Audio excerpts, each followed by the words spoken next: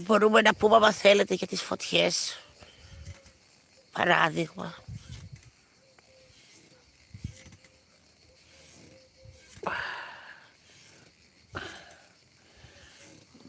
Για τους ανθρώπους που κάηκαν τώρα και πολύ. Για το ελικόπτερο που έπεσα σήμερα. Ποιος τους υπολογίζει.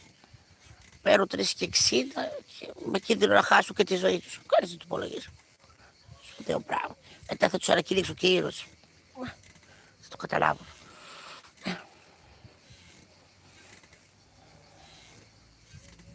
Κάηκαν άνθρωποι, σπίτια, ζώα.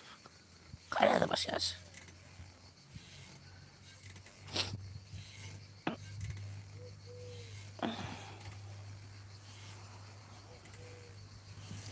Τι να πεις.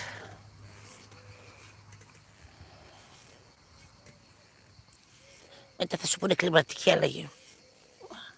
Άρα εκεί μια λέξη και τη λένε συνέχεια. Κλιματική αλλαγή. Θα σου πω ότι δεν πιστεύω ότι υπάρχει κλιματική αλλαγή. Άρα εκεί μια λέξη. Όταν συμβαίνει κάτι το λένε. Έτσι σαν καραβέλα κι αυτά.